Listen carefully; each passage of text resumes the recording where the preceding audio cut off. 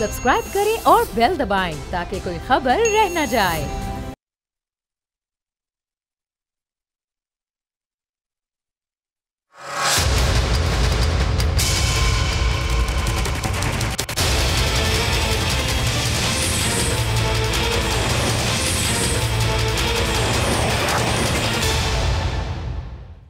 बिस्मिल्लाहिर्रहमानिर्रहीम, अस्सलाम वालेकुम। मैं हूं Jasmine Manzoor and welcome to the show. नाजरीन, आप जानते हैं कि पिछला जो हफ्ता है वो बहुत ही ज़्यादा, मैं कहूँगी कि संगीन तरीन सियासत हमने होते हुए देखी। और सियासत तो खैर सियासी जमातें करती हैं, लेकिन जो अफवाज पाकिस्तान के अंदर 9 मई के हवाले से एक गुस्सा था और एक साल होने को आ गया है इस साने को। अब तक बहुत सारे लोग जेलों में हैं, बहुत सारे लोगों के कोर्ट में केसेस हैं, कहीं लोअर कोर्ट्स में, कहीं दहशतगर्दी के मुकदमों में।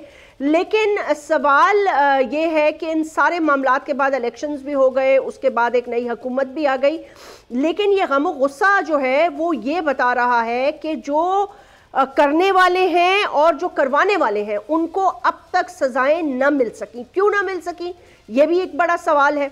आज हम इस शो में इस सवाल का जवाब भी देंगे। हमारे साथ आगे चल के इस सेगमेंट में सेनेटर इरफान सिद्दीकी साहब भी हैं। उन्होंने बड़े दो टोक बहुत सारी बातें और हुकूमत वक्त का क्या सोच रही है उस हवाले से भी उन्होंने बात की है। इस वक्त हमारे साथ शौकत बसरा साहब हैं, सीनियर रहनुमा है तहरीक जो chief of the army staff है। पहले तो आपने देखा होगा इसका कुछ मैं ये थोड़ा सा बैकग्राउंड आपको बता दूं। वैसे तो आपने पूरा हफ्ता ये देखा होगा, लेकिन टॉप स्टोरीज में ये इसलिए आ जाता है कि पहले एक हमने देखा कि जरीदा छपता है जिसमें कि बानी तहरीक इंसाफ की तरफ से इल्ज़ाम लगता है। वो ये कहते हैं कि बस मुझे कत्ल करना रह गया और अगर मुझे कत्ल किया तो उसमें डायरेक्ट वो नॉमिनेट कर देते हैं chief of the army staff general Asim Munir को।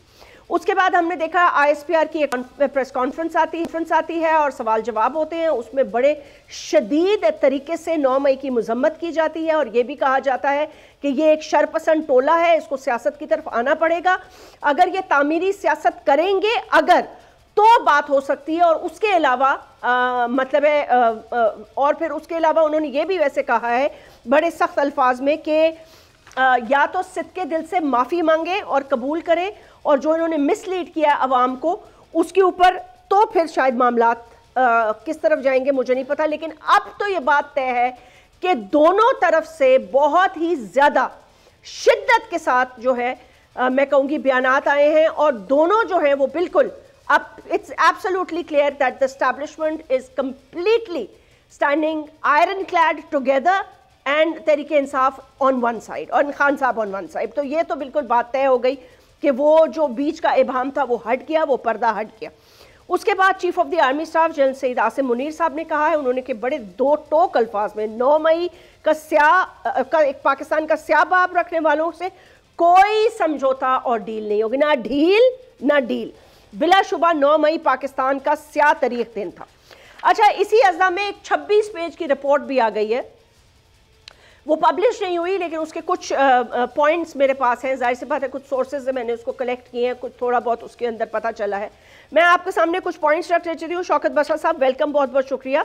आप भी सुन रहे हैं तो आपको भी पता चल जाएगा, पता नहीं आपने वो रिपोर्ट पढ़ी है या नहीं पढ़ी, लेकिन बहरहाल इस रिपोर्ट को पब्लिश किया जाएगा या नहीं किया जाएगा, लेकिन काबीना के पास ये पहुँच चुकी है और वज़ीर आज़म इसको देख चुके हैं। ये बनी थी केयर टेकर सेटअप में। अच्छा, ये नासिर हुसैन शाह साहब सीनियर रहनुमा पाकिस्तान पीपल्स पार्टी के प्रोविंशियल मिनिस्टर हैं पावर एनर्जी के, वो भी कनेक्टेड है। 26 हमें ज्वाइन कर चुके हैं शो में। 26 सफ़ात पर मुश्तमिल ये रिपोर्ट है। उसके अंदर कहा गया है कि 9 मई के वाक़ये के अंदर 14 लोग जो हैं वो हलाक हुए, 423 पीपल व इंजर्ड, जिसमें ज़्यादातर पुलिस वाले थे। 40 से ज़्यादा बिल्डिंग्स का जलाओ घिरा हुआ, 160 व्हीकल्स जलाए गए। तकरीबन तखमीना ये लगाया गया कि 17 अरब का नुकसान किया गया। GHQ पे हमला, PF बेस मियांवाली पे हमला, इंटर सर्विसेज इंटेलिजेंस एजेंसीज के ऑफिस पे हमला। ये मैं आपको सिर्फ इंपॉर्टेंट बातें बता रही हूँ, वैसे तो 26 पेजेस है। बन्नू कैंट पे हमला, कोर कमांडर के घर पे हमला, और उसके बाद आपको पता है कि वहाँ पर क्या हुआ वो तो सारी सोशल मीडिया पे आप देख ही चुके हैं कि वहाँ कोर कमांडर खुद बेबस थे, लोगों को वो पैसिफाई कर रहे थे, वो उनको बता रहे थे अपनी फैमिली के बारे में भी और एंड ऑल दैट। अच्छा, उसके अलावा ये कहा कि सारी की सारी खान की इंस्टिगेशन पे ये बयानात पहले से बनते गए, अवाम को उकसाया गया। उसके बाद जो चीदा नाम है इस रिपोर्ट में, हमाद अजहर, सरताज गुल, मुराद सईद, अली जैदी, शंदाना गुलजार, उसके अलावा Farrukh Habib, Kanwal Shauzab, senator Ejaz Chaudhry, Faisal Javed, Shehryar Afridi. Vloggers जिन्होंने उकसाया आदिल राजा, मोहित पीरजादा, उसके साथ साथ आपका अल्लाह भला करे हैदर मेहदी साहब और शाहीन सबाई साहब। तो ये तो मामलात है काफ़ी संजीदा। शौकत बसरा साहब, 9 मई के हवाले का मौक़िफ़ है, ये फॉल्स फ्लैग ऑपरेशन था जिस पर के एक वाज़े पैगाम अफवाज पाकिस्तान की तरफ से आया। मैं लंबा सवाल नहीं करती, उन्होंने कहा ना ढील देंगे ना डील देंगे। चलिए, सवाल ये कि आप उनसे डील मांग रहे थे, वो तो रिजेक्ट हो गई, बात करना चाहते थे, वो तो रिजेक्ट हो गई। और मैं बारहा ये कह रही थी कि जब आप किसी को मारते रहते हैं ना और उसको आप उसके ऊपर इल्जामात की भी बौछार करते रहते हैं और कुछ प्रूव नहीं कर सकते, तो आप उससे डील नहीं मांग सकते।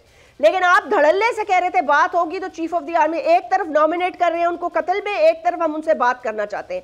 अब जवाब आ गया। चले, जवाब के बाद जो आपकी तरफ से सवाल के जवाब आया वो ये था, जो कि आप बड़े शाइस्ता तरीके से भी बता सकते। चले, गुस्सा उनमें है तो आप में भी है, आप भी गुस्सा कर लेते। ये कोई बात करने का तरीका है? असद कैसे सारे सीनियर, हमने अपने बाप से माफी नहीं मांगी तो आपसे क्या मांगेंगे? अब इसके बाद कोई बात करने की गुंजाइश रह गई है? मुझे बता दें। मंजूर, आपके एक सवाल में बहुत सारे सवाल आ गए। बात बड़ी मुख्तसर सी है कि 9 मई को 1 साल गुजर गया। 9 मई की उस वक्त जब वाकया हुआ, खान साहब समेत तहरीक इंसाफ के हर लीडर ने इसकी मजम्मत की। बदकिस्मती से हमने ये उस वक्त भी कहा, आज से 1 साल पहले, कि आप इसके ऊपर जुडिशल कमीशन बना दें, जो हकायक व वाकयात हैं उसको फुल कोर्ट सुने। तो हालांकि काजी फाइज़ के मतलब हमारे बहुत सारे रिजर्वेशंस हैं, आज भी हैं। हमने कहा उस वक्त भी कि आप फुल कोर्ट बनाएं 16 जजेस की, जो सुप्रीम कोर्ट में मौजूद सिटिंग जजेस हैं, और उसकी आप ओपन समात दिखा दें पूरे पाकिस्तान को। जो जो मुलव्वस होंगे उनको सजाएं दें। कौन कहता है कि माफी तो होनी नहीं चाहिए? अगर भाई हमने कुछ जुर्म किया है तो ये इसका मतलब ये हुआ कि अगर हम इनसे डील कर लें, इनसे सुलह कर लें, इनसे माफी मांग लें तो वो जुर्म खत्म हो जाएंगे। ये तो बहुत ही इलॉजिकल सी बात है। हम इस बात पे हम कहते हैं कि 9 मई बहाना था, तहरीक इंसाफ इमरान खान निशाना था। जब एक मुल्ज़म मुजरम खुद कह रहा है कि आप फुल कोर्ट बनाएं, जुडिशल कमीशन बनाएं, लाइव प्रोसीडिंग दिखाएं, क्यों ना दिखाई गई 1 साल? दूसरा सवाल, आपने हमने रोका हुआ था अदालतों को फैसले ना करें। मिलिट्री कोर्ट, हालांकि उनके पास कोई कानूनी इख्तियार नहीं है कि आप सिविलियन का केस सुन सकें। हमें बताया गया कि जी 120 लोग मुलव्वस हैं टोटल, फिर बाद में पता चला 108 लोग मुलव्वस हैं। अच्छा, मुझे ये बताइए कि आपने उन 108 लोगों को भी 1 साल आपकी अदालतों ने, किसी ने उनका कोई केस आया हो सामने, मैं वकील भी हूँ, किसी का चालान अदालत में आया हो, कोई एविडेंस आई हो?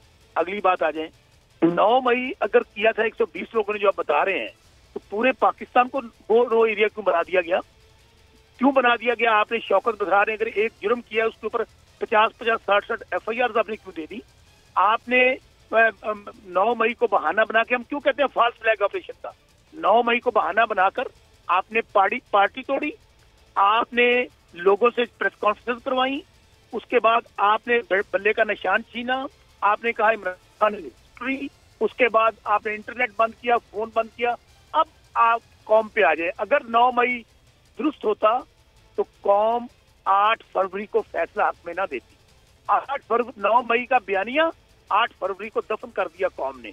अब उसके बाद 9 मई जिसने किया, जैस्मीन मंजूर जी, आप, मैं मुराद राज का नाम लेता हूँ, जिसने प्रेस कॉन्फ्रेंस की, जिसने इनकी ख्वाहिश पर IPP ज्वाइन कर ली, स्टैब्लिशमेंट की ख्वाहिश पर, फौज की ख्वाहिश पर, उसके साथ खून माफ हो गए, वो 9 मई से निकल गया। मैं किस का नाम लूं? नहीं, ठीक है, वो सही है, आपकी एक बड़ी तवील फहरिस्त है, ठीक है, नहीं वो नहीं माफ हो सकते, कैसे माफ हो सकते हैं वो? जैस्मीन मंजूर, दूसरी बात किया ना, आप बताइए, वो IPP में चले गए, वो लोग उधर परवेज खटक की पार्लियामेंटेरियन में चले गए। बात इतनी है कि आपने 9 मई को अभी DGI SPR की प्रेस कॉन्फ्रेंस आई, मुझे बताइए, फौज तो जब फौजी हलफ लेता है वो कहता है कि मैं सियासत में मुदाखलत नहीं करूंगा। भाई आपने ओपनली सियासत वहां पे डिस्कस की, आपने कहा ये इंतशारी टोला है, आपने चीफ ऑफ आर्मी स्टाफ, अजीब बातें करें शौकत बसरा साहब, आप उन पे कत्लो गारत के इल्जामात लगा रहे हैं और फिर वो अपने डिफेंस में कुछ बोले भी ना। क्या डिफेंस करें? वो क्या कत्ल को क्या कत्ल, मेरी गुजारिश सुन लेना। नहीं मैंने सुन ली आपकी गुजारिश, मैंने आपकी सुन। अच्छा चले अगर आए ठीक है तो सामने लाए। ओ भाई अगर मैं उनकी आपकी बात नहीं कर रही, आपने उन पे इल्जाम लगाया ना, खान साहब ने जरीदे में लिखा ना कि मेरा कत्ल बाकी रह गया है, इसका चीफ ऑफ नहीं एक सेकंड नहीं ऐसे नहीं कह सकते आप सर, क्या बात कर रहे हैं आप। और दूसरी बात शौकत बसरा साहब मेरी बात सुने, अगर आपको उनसे फिर बात ही क्यों कर रहे हैं आप, किस चीज की कर रहे हैं उनसे बात? अरे आपकी पार्टी का हर बंदा कह रहा है कि हम डीजीआईएसआई और chief of the army staff से बात करना चाहते हैं, हमें उनकी अश्योरिटी चाहिए। मैं आपके प्रोग्राम में कह रहा हूँ, हम ना किसी से बात करना चाहते हैं, वो नहीं करना चाहते आपसे बात, अब ये बात है। सुन तो ले ना बात करना चाहते हैं, ना डील देना चाहते हैं, ना डील लेना चाहते हैं, ना माफी मांगेंगे। माफी इनको मांगनी चाहिए एस्टेब्लिशमेंट को, माशाल्लाह, जिन्होंने हमारे घर तोड़े, कारोबार बंद किए, 9 मई बहाना बनाकर हमारी माओ बहनों बेटियों की अस्तित्व को बर्बाद किया गया। बस रुक जाए ना मांगे भुगते, सब कुछ भुगते। हम तो चाह रहे थे कि सब कुछ भाई 1 साल से भुगत रहे हैं, इन्हें कहीं और शौक पूरा कर लें। चले ठीक है, 1 साल पहले से पेश कर रहे हैं ना, ठीक है तो फिर चले लड़े, फिर लड़े आप लोग भी लड़े, खुल के लड़े। मतलब इस लड़ाई से इस मुल्क को क्या फायदा है, आपके वोटर को क्या फायदा है? 90% अवाम को दुश्मन कह रहे हैं, नहीं कह रहे वो 90% अवाम को नहीं सर, गलत बात ना करें, बिल्कुल नहीं कह रहे वो 90% अवाम को दुश्मन कह रहे हैं आप सर। सबसे बुनियादी जो आपकी सियासत में मुझे ये चीज बुरी लगती है ना, वो मुझे ये लगती है कि आप अपनी अवाम को अफवाज पाकिस्तान के आगे खड़ा करके ढाल बना देते हैं, ये मुझे सबसे बुरी चीज लगती है। आप रुक जाए सर, नासिर हुसैन शाह साहब काफी देर से वेट कर रहे हैं। शाह साहब बहुत बहुत शुक्रिया, पाकिस्तान पीपल्स पार्टी सबको देख रही है, वो कह रहे हैं ठीक है अब तो बात सामने खुलकर आ गई, अब आगे जाने का कोई रास्ता मुझे नजर नहीं आ रहा, मां सिवाय इसके कि सियासी पॉलिटिकल पार्टीज अब आपस में बैठ के कोई हल निकाले इस इंतशार को खत्म करने का। बिस्मिल्लाहिर्रहमानिर्रहीम, अल्लाहुम्मा सल्ली अला मुहम्मद व आले मुहम्मद। देखिए, पाकिस्तान पीपल्स पार्टी ने तो शुरू से ही कहा कि आए बैठ कर बात करते हैं, बल्कि इनके आज़ाद अरकान को हमने तो कहा कि आप हुकूमत बना लें, हम गैर मशरू तौर पर आपको सपोर्ट करेंगे क्योंकि आपके पास नंबर ज़्यादा हैं। लेकिन ये तो उस वक्त इन्होंने कहा कि हम इनसे बात ही नहीं करना चाहते। फिर अभी कुछ अर्सा पहले अभी आप शौकत बसरा साहब मेरे बड़े मोहतरम हैं, मेरे भाई हैं, मैं मेरे साथ पीपल्स पार्टी में रहे हैं, लेकिन उस वक्त इस तरह नहीं थे। आज वो कोई बात मानने के लिए तैयार नहीं। अभी रिकॉर्ड है, आजकल बड़ा जालिम जमाना है, ये जो आपका मीडिया है, सोशल मीडिया हो, नेशनल मीडिया हो, जिस पे ये बिल्कुल ऑन रिकॉर्ड होगा कि ये कहने लगे कि हम तो जी उनसे बात करेंगे और न सियासी पार्टियों से कोई बात नहीं करेंगे, हम तो जी उनके साथ बात करेंगे, एस्टेब्लिशमेंट से बात करेंगे। सीधा सीधा कह रहे थे कि जिन लोगों को ये नाम रखते थे ए से लेके जेड तक या कुछ और नामों से पुकारते थे, उनकी मिन्नतें करने लगे कि जी आप हमसे बात करें। जो उन्होंने जब कहा कि हम बात नहीं करेंगे, तो अब जिस तरह शौकत भाई बयान दे रहे हैं इसी तरह में भी कुछ बयान आ रहे हों, लेकिन कितना अलमिया है कि सियासी पार्टी कहलाते हुए सियासी पार्टियों से बात नहीं करते, पार्लियामेंट को इज्जत नहीं देते कि वहां बैठकर ये बात की जाए। आगे भी जो हल होगा वो यही है कि पार्लियामेंट में बैठकर, या मेरा ये मतलब नहीं है कोई असेंबली में बैठकर ये बातें होंगी, जो वैसे मीटिंग्स होती हैं वहां पे सब ने बैठकर मुत्तफिका तौर पर बातें तय करनी होगी। मिसाल के तौर पर इनका इलेक्शन के इश्यूज पर क्वेश्चन है, हमारे भी हैं, कभी आरओ इलेक्शन, कभी आरटीएस, कभी ये वाला निज़ाम, कभी और चीजें। हमें तो बहुत रिजर्वेशंस रही हैं पीपल्स पार्टी को। बसरा साहब और पीपल्स पार्टी में बैठ के बड़ी जदोजहद की है, इनको सारे इस बात का पता है। कभी पीपल्स पार्टी को किसी इलेक्शन में फेवर नहीं मिली, जिस तरह 18 में खान साहब को लाया गया। और बात अब आ जाए 9 मई, अब 9 मई मतलब इससे सब अंदाजा लगा लें कि ये कितने झूठे हैं कि ये इन्होंने एक सिलसिले जो सामने आ रहे हैं कि हर कोई कह रहा है जी कोर कमांडर घर चलो, जिना हाउस चलो जी, वो हेड GHQ चलना है। यहाँ पे हमारे कराची में जी इनके लोग कहते थे जो मौजूद है कि जी रीजेंट प्लाजा चलो, मतलब वहां पे ये सारी जो भी इदारे हैं, उनके ऑफिस हैं, उनकी दूसरी चीजें हैं। फिर इन्होंने सिर्फ एक चीज को देखें कि 9 मई को हुआ क्या। 90% से ज्यादा जो भी ये कुछ हुआ वो पाक फौज की जो भी तनसीबात कह लें, जो इलाके कह लें, या जो हसास इदारे थे उनकी जो भी ऑफिसेज हैं, ये सारा कुछ वहां पे हुआ। फिर हद हो गई जब इन्होंने उन शहीदों की निशानियों पे हमले किए जिन्होंने अपनी जानें कुर्बान की, जो हमें बचाने के लिए अपने लोगों को छोड़ गए, अपने बूढ़े माँ बाप को रोता हुआ छोड़ गए। कई लोग नौ बेहयाती दुल्हनों को बेवा कर गए, अपने मासूम बच्चों को बिलखता हुआ छोड़ गए। कुछ जवान गए, कुछ जवानी में गए। तो ये इन लोगों ने उस कर्नल शेर और दीगर जो उनके मुजस्मे थे, जिनको इज्जत की निगाह से देखा जाता था, उनके साथ इन्होंने क्या किया। मेरा बिल्कुल देखें, ये शौकत बसरा इसमें बिल्कुल इन्वॉल्व नहीं होंगे, मुझे पूरा यकीन है। ये पीपल्स पार्टी की वो इसकी सोच है, वहां पे राय, ये कभी ऐसा नहीं कर सकता। लेकिन वो जो मंसूबा साज है, जिन्होंने जहन बिगाड़े हमारी बहनों के, मैंने देखा कई खवातीन अंदर पड़ी हैं और बच्चे हैं, बुजुर्ग हैं, जवान हैं। वो जो एक मॉब मेंटेलिटी होती है ना जैस्मीन, जिसमें चले एहतजाज होता है, लीडरशिप से मोहब्बत होती है, वो चले चार्ज थे, लेकिन वो जो मंसूबा साज जो उनको उकसा रहे थे, जिन्होंने उनके माइंड सेट किया, जो उनको वहां पे लेके गए, उन मंसूबा साजों को सख्त सजा मिलनी चाहिए। ये जो मॉब में पकड़े गए हैं, जिनका जितना कसूर हो, वो टोकन सजाएं दे के इनको माफ कर किया जा सकता है। शाह साहब, बहुत बहुत शुक्रिया हमसे गुफ्तगू करने का। बात हो रही है कि मंसूबा साजों को नहीं, जो उनके पीछे हैं, जिन्होंने ये माइंड सेट किया, उनके लिए सजाएं होनी चाहिए। नेक्स्ट सेगमेंट में इरफान सिद्दीकी साहब हुकूमत वक्त क्या सोच रही है, क्या पार्टी पे बैन लग सकता है? Right after this break.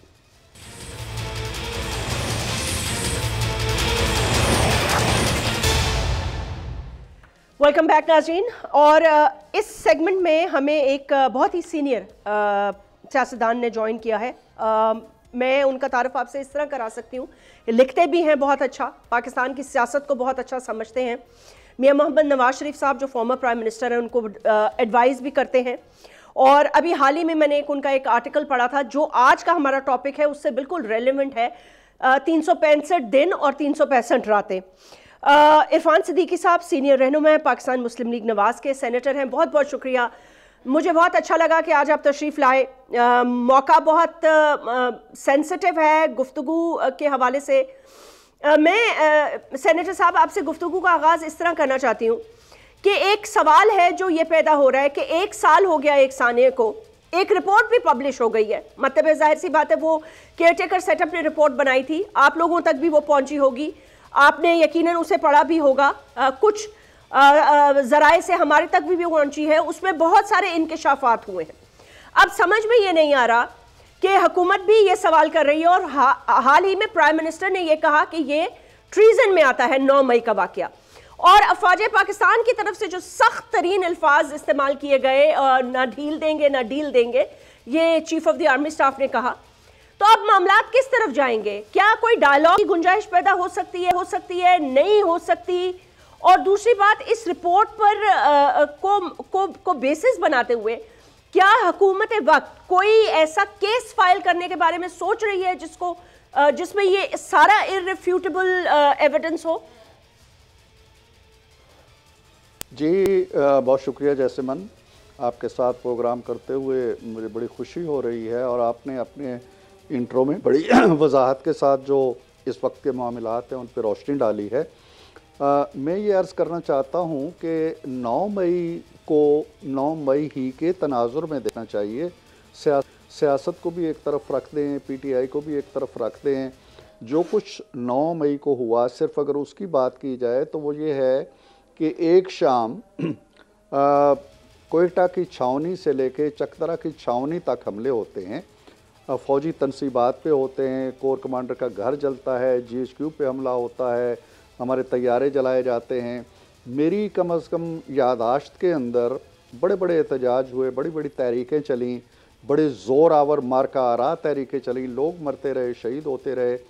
ऐसे मनाजर हमने नहीं देखे। लिहाजा ये बात तो मुसल्लमा है कि जो कुछ 9 मई की शाम को हुआ वो वाकई एक स्याह दिन था, और उस स्याह दिन को इसी ऐनक से देखना चाहिए, सियासत की ऐनक से नहीं देखना चाहिए।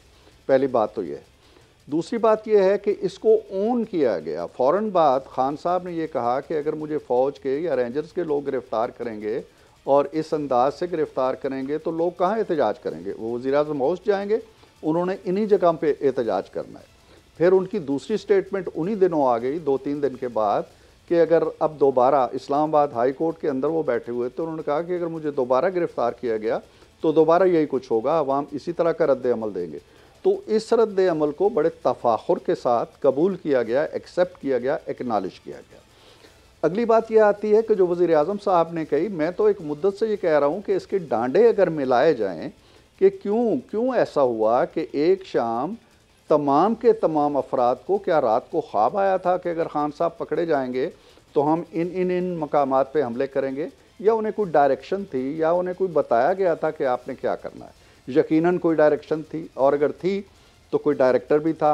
अगर कोई डायरेक्टर था तो वो एक कंस्पायरेसी थी कि फ़ौज के अंदर इज़्तिराब फैलेगा, फ़ौज के अंदर बगावत पैदा होगी, दरारें पड़ेंगी, और उसके बाद जो आप बाद में देखते हैं कि फ़ौज के कुछ आला अफसरान जो हैं वो नरगे में भी आए, उन्हें निकाल भी दिया गया। तो ये एक कंस्पायरेसी थी, ये एक बगावत थी, और फ़ौज के ज़रिए से आर्मी चीफ को डिसलॉज करने की एक मुनज़्ज़म कोशिश थी। इसका जो शुमार है हमारी तारीख़ की बगावतों में होता है।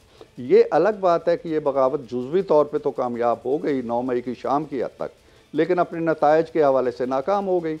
अब ये है कि हम 1 साल के अंदर, ये हकीकत है कि उस तरीके से मुहासबा नहीं कर सके जिस तरीके से नाकाम बगावतों का मुहासबा होता है। इसमें क्या कोताही थी? क्या अदालतों ने हमारे हाथ बांध दिए? क्या हमारी इन्वेस्टिगेशन में कोई कमी थी? क्या जो एंटी टेररिस्ट कोर्ट्स थी वो सुस्त रवि का शिकार हो गई? क्या पुलिस ठीक केसेस नहीं बना सकी?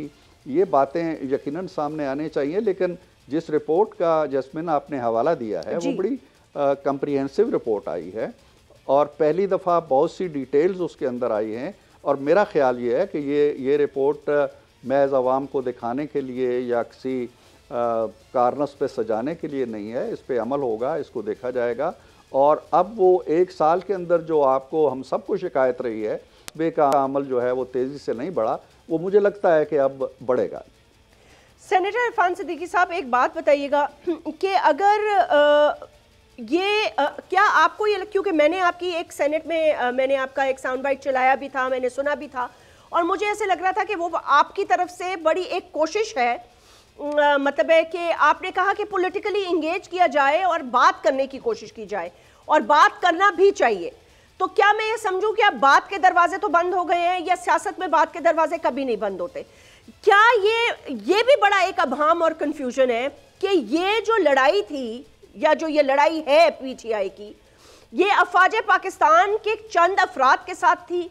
ये अब तो चले मैंडेट की बात आ गई ना, लेकिन उस पे बाद में बात कर लेंगे। ये हुकूमत वक्त के साथ थी। फिर डीजीआईएसपीआर का ये कहना कि अगर आपने बनाना है कोई कमीशन तो 2014 तक बनाए ना। तो 2014 के अंदर तो आप खुद इस बात के गवाह हैं कि राहील शरीफ साहब ने, उस वक्त के चीफ ऑफ द आर्मी साहब ने, उनको मियां मोहम्मद नवाज शरीफ साहब ने बाकायदा तौर पे एक टेप सुनाई थी जिसमें उस वक्त के प्राइम मिनिस्टर के खिलाफ बगावत हो रही थी। देखिए जैस्मिन, बुनियादी बात यह है कि जो बात मैंने, जिसका हवाला आप दे रही हैं, सेनेट के अंदर मैंने तकरीर करते हुए पेशकश की थी। पहला सेशन था हमारी नई सेनेट का जी, और मैंने कहा था कि आए हम लोग कम से कम जो सेनेट के अंदर बैठे हुए हैं, ऐवान के अंदर बैठे हुए हैं, वो बाहर की सियासत को बालाए ताक रखते हुए आपस में मिल बैठते हैं, कानून साजी पे मुशावरत करते हैं, तकरीरें हमारी कैसी होनी चाहिए, लबो लहजा कैसा होना चाहिए, मुफाहमत की फ़ज़ा कैसे होनी चाहिए हाउस के अंदर, उसके अंदर इन चीज़ों पे तो हम मिल के बात कर सकते हैं ना। मैं उस बात पे आज भी कायम हूँ। मैं किसी और टीवी चैनल पे बता रहा था कि हाउस के अंदर हमारी 2 लॉबीज़ होती हैं। एक हुकूमती अरकान की लॉबी है जहाँ वो बैठते हैं, चाय पीते हैं, गपशप करते हैं। एक अपोजिशन की लॉबी है, पीटीआई के लोग जाते हैं, बैठते हैं, गपशप करते हैं। मैं मोस्ट ऑफ द टाइम जब भी चाय पीने का वक्त होता है तो मैं उनकी लॉबी में चला जाता हूँ। पीटीआई के दोस्तों से गपशप करता हूँ, मिलते हैं, बैठते हैं, और मैं उन्हें मजाक से कहता हूँ कि मैं तुम्हारी चाय पीने इसलिए आया हूँ कि तुम्हें नुकसान पहुँचाऊँ। तो ये एक फ़ज़ा है जो हम चाहते हैं कि कम से कम असेंबली के अंदर तो बने ना, पार्लियामेंट के अंदर तो बने ना। बाहर बनी गाला में क्या हो रहा है, तो जमान पार्क में क्या हो रहा है, तो डयाला में क्या हो रहा है, इसको जाने दें। बाहर की फ़ज़ा को, बाहर के माहौल को एक तरफ रखें। ज़ाहिर है कि वो ज़बरदस्ती तो बात नहीं हो सकती। खान साहब ने ऐलान कर दिया कि PMLN से बात नहीं करेंगे, पीपल्स पार्टी से नहीं करेंगे, MQM से नहीं करेंगे। सो डोर्स आर क्लोज। उन्होंने खुद मुकफ़ल कर दिए हैं। फौज के दरवाजे पे वो बैठे हुए थे, 1.5 साल से दस्तक दे रहे थे, दरवाज़ा नहीं खुल रहा था। अब अंदर से आवाज़ आई है कि जी चले जाओ, हम दरवाज़ा नहीं खोलेंगे। उन्होंने अंदर से दरवाजे को कुंडी लगाई हुई थी, उन्होंने ताला भी लगा दिया। अब उनके पास क्या रास्ता है, किससे बात करना चाहते हैं? गंडापुर से शुरू होके अब वो आरिफ अलवी तक आ गए हैं। आरिफ अलवी किसके पास जाएंगे, किससे बात करेंगे, ये उनसे आप पूछिए। हमने तो उन्हें बड़े खुलूस दिल से पेशकश कर दी। सियासत जो होती है वो कुशादा दिली का नाम होती है। दरवाजे बंद भी होते हैं सियासतदानों के दरमियान, तो कोई खिड़की खुली रहती है, कोई खिड़की बंद हो जाती है, कोई रोशनदान खुला रहता है, कोई रोशनदान भी बंद हो जाता है, कोई रोज़न खुला रहता है।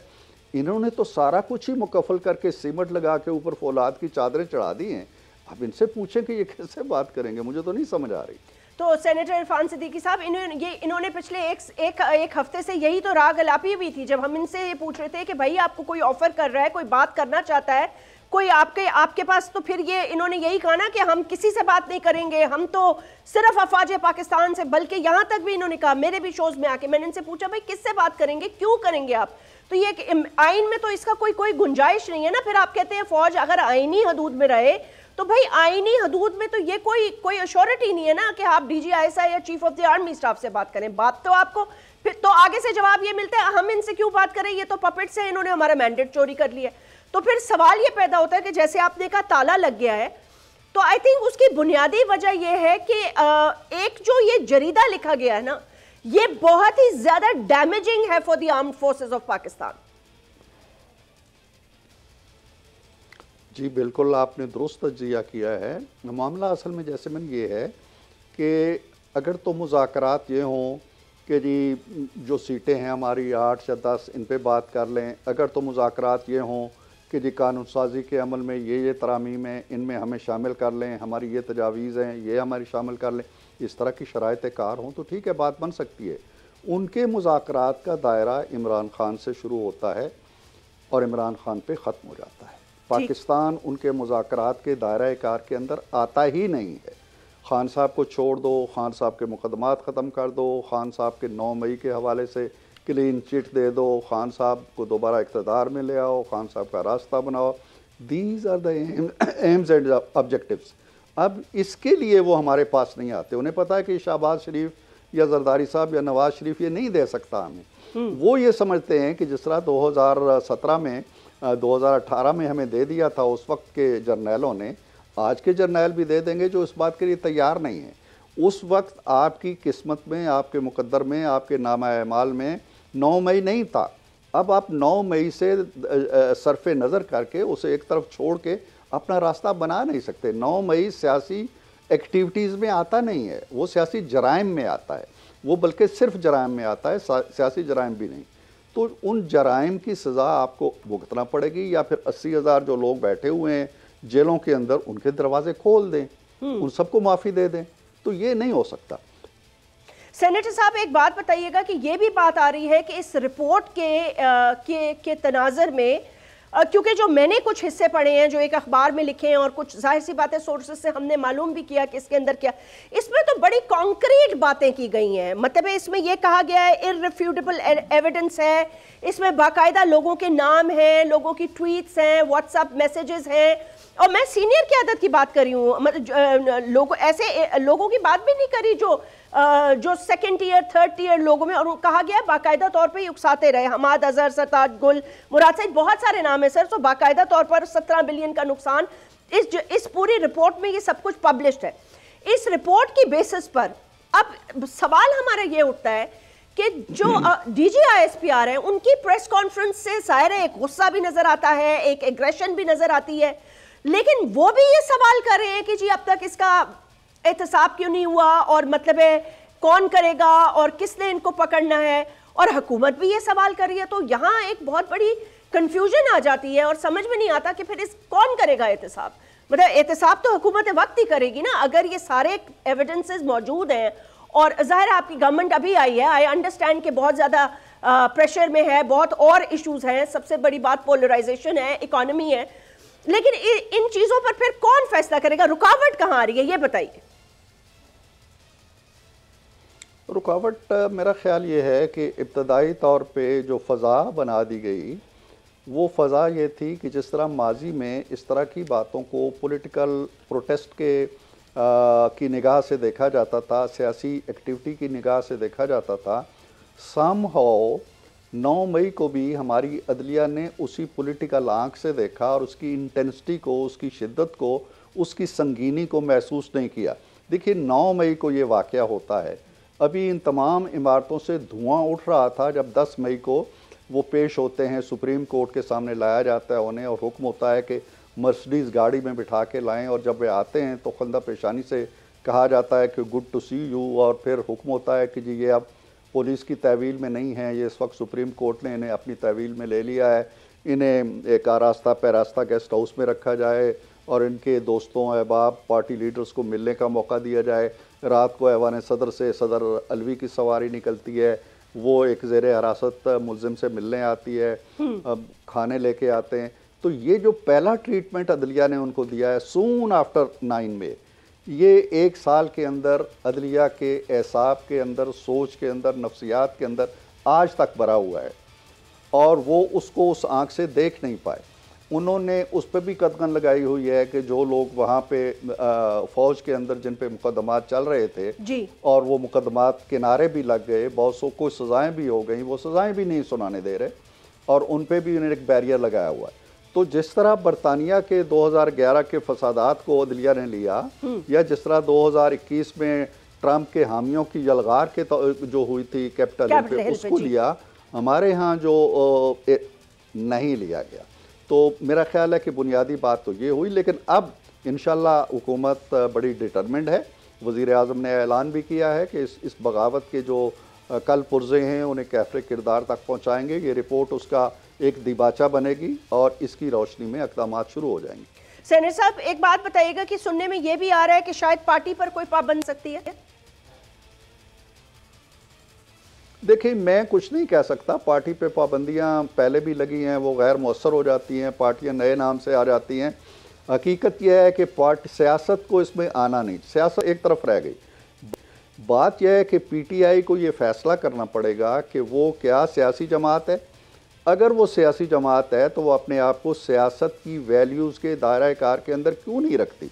अगर वो सियासी जमात है तो बातचीत के दरवाजे क्यों बंद करती है। अगर वो सियासी जमात है तो ये हमले जो दुश्मन किया करते हैं दूसरों की इमलाक पे या दूसरों की तनसीबात पे, वो क्यों करती है। पहले उसे खुद फैसला करना चाहिए। मेरा ख्याल ये है कि अलवी साहब की कमेटी बैठे या गंडापुर की, वो हमारे पास आने से पहले खान साहब के पास जाए, उन्हें कायल करे कि आप क्या चाहते हैं और इस मुल्क को किधर ले जाना चाहते हैं। लेकिन सेनेटर साहब आपको तो ये बात मालूम होगी कि जिस तरह जब ये प्रेस कॉन्फ्रेंस आई उसके बाद जो लबो लहजा था तहरीक इंसाफ का, वो आपने देख लिया जिस तरह उनकी सीनियर क़यादत ने, मतलब है मुझे तो अच्छा नहीं लगता एज एन एंकर ये अल्फाज दोहराने के लिए, लेकिन उन्होंने कहा माफ़ी तो हमने अपने बाप से नहीं मांगी तो आपसे क्या मांगेंगे, आप हमसे माफ़ी मांगे। तो मतलब है ये तो इस तरह हो गया ना कि अब मतलब है अब तो कोई मुझे गुंजाइश बनती नहीं नजर आ रही। इतनी तलखी जब आ जाए किसी के अंदर, जो जिस तरह के अल्फाज उन्होंने इस्तेमाल किए, बल्कि उन्होंने ये कहा कि जुडिशल इंक्वायरी की जाए और इमरान खान ये कहते हैं बानी तहरीक इंसाफ जेल से, वो ये कहते हैं और डे 1 से कहते आ रहे हैं कि मैं किस बात की माफी मांगू, ये एक फॉल्स फ्लैग ऑपरेशन था। जी हाँ, मैं जिस कालम का आपने इब्तिदा में तज़किरा किया है उसमें मैंने यही बात लिखी थी।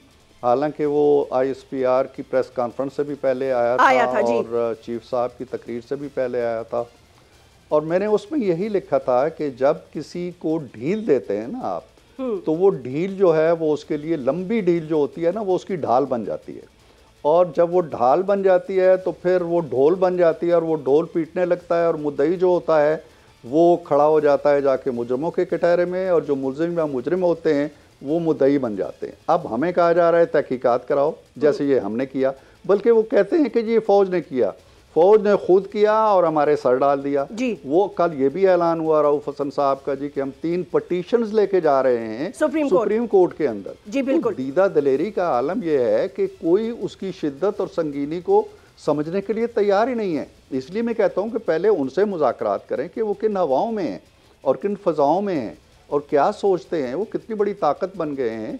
उन्होंने बहुत कोशिश की कि अम्बोए कसीर लेके आए, आसम मुनीर का रास्ता रोके, नहीं रोक सके। अब आप जो समझते हैं कि जी हमें मैंडेट मिला, जिसकी तरफ आप इशारा भी करती हैं और वो भी करते हैं जी, मैंडेट किसी जुर्म को नहीं छुपाता है। अगर एक गांव के अंदर जैसे में वारदात हो जाती है जी, तो वो सारे का सारा गांव 100% भी खड़ा हो जाए पुलिस के सामने कि जी नहीं ये मासूम है, तो वारदात है ना। घर जला हुआ है, कोई 2 सर कटे हुए हैं, तो उनका कोई मुजरिम है ना वहाँ पे। तो ऐसे नहीं होता है। ये अददी अक्सरियत और वोट जो होते हैं वो किसी जुर्म की शिद्दत को कम नहीं कर देते, ख़त्म नहीं कर देते। इस तरह तो अदालतें ना लगे, हर जुर्म जो है उसके बारे में हम रायशुमारी कराएं उस मोहल्ले में और उस गांव में जाके, जो अगर मुजरिम के हक में वोट आ जाए तो उसे छोड़ दें। ऐसे तो नहीं होता। ठीक है इरफान सिद्दीकी साहब, मेरा लास्ट क्वेश्चन आपसे ये है, बहुत अच्छा लगा आपसे गुफ्तगू करके, थैंक यू सो मच। मैं आपसे ये पूछना चाहती हूँ, बुनियादी तौर पर उसके बाद 9 मई के चले जो लोग थे जो पकड़े गए, कुछ भाग गए, कुछ ने प्रेस कॉन्फ्रेंसेस की, अब कुछ फिर से आज़ाद हैं, लेकिन उसकी आड़ में एक ये भी तासुर जाता है कि पुलिस ने बेहंगम तरीके से लोगों को उठाया, औरतों को उठाया, घरों में घुसे, घसीटा, और बहुत सारे इस चीज में बेगुनाह लोग भी पकड़े गए। तो उस हवाले से आपको लगता है कि हुकूमत कुछ नहीं होना चाहिए? बिल्कुल ठीक कह रहे हैं आप, मतलब किसी भी तरह किसी के घरों में होना चाहिए। मैं इन चीज़ों के बारे में, मैं हाउस के अंदर ही फवाद चौधरी साहब को हथकड़ी डाली गई, मुंह पे कपड़ा डाला गया, मैंने हाउस में खड़े होके, हमारी अपनी हुकूमत थी, मैंने उसकी मजम्मत की। मैंने कहा ये ना करें, ये काम नहीं होने चाहिए। हालांकि मेरे ऊपर ये वारदात बीत चुकी थी, मुझे आधी रात को घर से उठा के इसी तरह हथकड़ियाँ डाल के थाने में डाला गया था। लेकिन अगर उन्होंने ये एक बुरा काम किया था तो हमें उसकी तकलीफ नहीं करनी चाहिए, हमें अच्छी रिवायात डालनी चाहिए, और मुजरिम है तो उससे बचना नहीं चाहिए, और अगर गुनाहगार नहीं है, मासूम है, तो उसके साथ इस तरह का सलूक बिल्कुल भी नहीं होना चाहिए। सर लास्ट कमेंट आपसे ये लेना चाहूंगी, आप तहरीक इंसाफ के बानी का फ्यूचर क्या देख रहे हैं? मेरा ख्याल ये है कि उनका ना कोई हाल है ना कोई फ्यूचर है, उनका एक पास्ट था जो गुजर चुका है। लेकिन आपको लगता है कि पाकिस्तान की अवाम इस चीज़ को एक्सेप्ट करेगी? उनकी एक बहुत बड़ी फॉलोइंग है जिसके लिए हम आंखें नहीं बंद कर सकते। अवाम का मामला नहीं है। अच्छा। ये देखें जैस्मीन, अवाम ने उनको तबाही और बर्बादी के रास्ते पे नहीं डाला, अवाम ने उन्हीं हत्तुल इम्कान उनकी मदद की। इस तबाही और बर्बादी का जो जिम्मेदारी है वो ख़ुद खान साहब पे, उनकी सोच पे, उनके अंदाज़े सियासत पे, उनके तरीक़ाकार पे, उनकी हिकमत अमली पे, उनकी यकतरफा सोच पे आयद होती है। और जिस तरह एक खुद शिकनी और खुदकुशी होती है, वो उस अमल से गुजर रहे हैं, अवाम का कोई कसूर नहीं। तो सर कोई ग्रैंड रिकंसिलिएशन या डायलॉग इस मुल्क में नहीं हो सकता जिसमें सारे पॉलिटिकल पार्टीज बैठे और उसके बाद आगे बढ़ने की बात करें? ये रिपोर्ट में भी था सर, एक्चुअली रिपोर्ट की, सॉरी कथा कलामी माफ सेनेटर साहब, रिपोर्ट की जो कुछ रिकमेंडेशंस थी ना, वो उसमें भी ये था कि जी अर्जेंट नीड ऑफ रिकंसिलिएशन की तरफ जब हम जाते हैं तो फिर पहले पीटीआई को तय करना पड़ेगा कि वो वाकई ही पॉलिटिकल पार्टी है। और जैसे मैंने अर्ज किया कि पॉलिटिकल पार्टीज़ के जो तौर तरीके होते हैं, जो अतवार होते हैं, जो अंदाज़े सोच और फिक्र होता है, जो अंदाज़े अमल होता है, वो ये नहीं होता है। वो तो देखें हमारे दरमियान और पीपल्स पार्टी के दरमियान बड़ी दूरियां रही हैं माजी में, बेशक हम एक दूसरे से हाथ नहीं मिलाते थे। लेकिन फिर वक्त आया, हमने मीसाक जमहूरियत किया, हमने 13वीं तरमीम की, हमने 14वीं तरमीम की, हमने 18वीं तरमीम की, हम 2 हुकूमतों में शराकत दार रहे, आज भी हम 2 मुश्तरका हुकूमत का हिस्सा हैं। ये सियासत है मुल्क की फलाह बहबूद के लिए। आप मुल्क की फलाह बहबूद का नाम नहीं लेते। आपने वो जुमला सुना है जो टीवी पे रोज़ हम किसी उसमें देखते हैं कि पाकिस्तान नहीं तो इमरान नहीं तो पाकिस्तान भी नहीं। तो ये अगर सोच है तो ये पॉलिटिकल पार्टी की सोच नहीं है। बहुत बहुत शुक्रिया। सेनेटर इरफान सिद्दीकी साहब से गुफ्तगू कर रहे थे। नाजरीन, आज के प्रोग्राम हुआ जाता है, मुझे इजाज़त दीजिए, अपना ख्याल रखिए, आपसे कल मुलाकात होगी। अल्लाह हाफ़िज़।